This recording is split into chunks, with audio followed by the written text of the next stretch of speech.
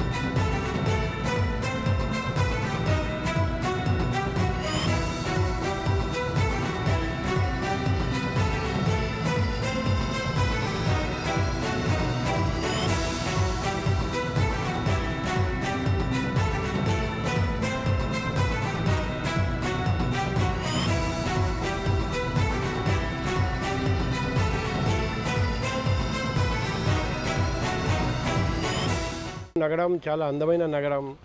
అందులో మన బీచ్ మన అందరికీ గర్వకారణం. ఆ తీర ప్రాంతం స్వచ్ఛందంగా ఉంచడం, కొనసాగించడం మన అందరిది బాధ్యత.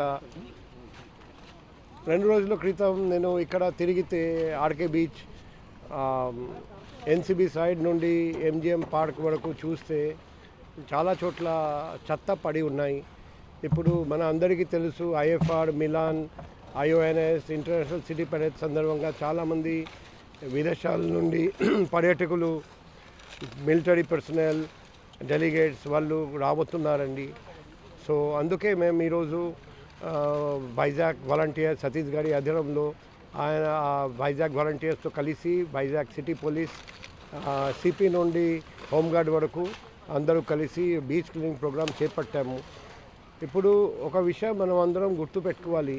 మన విదేశానికి వెళ్తే అక్కడ బీచెస్ చూస్తే చాలా అందంగా ఉంటాయి, చాలా స్వచ్ఛంగా క్లీన్గా ఉంటాయి. కానీ ఇక్కడ మనం తిని పాడేస్తాం, త్రాగి పాడేస్తాం, ఫంక్షన్ చేసి ప్రోగ్రాం పెట్టి తర్వాత అన్ని చెత్త పాడేస్తాం. అందుకే ఈ పరిస్థితి ఉంది.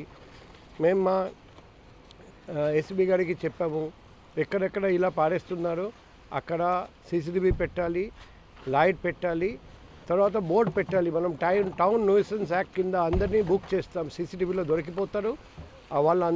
అందరి మీద కేసు పెడతాం. అందరికీ ఖచ్చితంగా శిక్ష ఉంటుంది. సో ఇది ఒకటి ప్యూనిటివ్, అంటే పనిష్మెంట్ కావాలంటే అది చేసుకోవచ్చు. కానీ పనిష్మెంట్ కంటే ముఖ్యం వచ్చేసి మన నగరం, మన బాధ్యత, మన కర్తవ్యం. ఇప్పుడు మనం అందరం ఫండమెంటల్ రైట్స్, రాజ్యాంగంలో చాప్టర్ 3 గురించి మాట్లాడతాం, మన హక్కులు, మానవ హక్కుల గురించి మాట్లాడతాం. కానీ chapter 4 directive principles of state policy, అందులో మన బాధ్యత, మన కర్తవ్యం గురించి ఉంది. అది మనం మర్చిపోతున్నాం. అది మేము ప్రజలందరికీ, పర్యాటకులందరికీ కూడా కోరుకుంటున్నాం.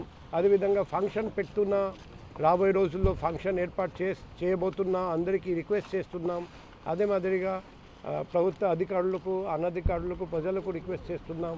దయచేసి మన బీచ్ ఇలాగే పాడు చేయకండి, చెత్త పాడేయకండి. అండ్ మనం కోరుకుంటున్నాం, అయినా కూడా మీరు పాడేస్తే ఇప్పుడు చట్ట ప్రకారంగా కఠినమైన చర్య ఉంటుంది. Thank you.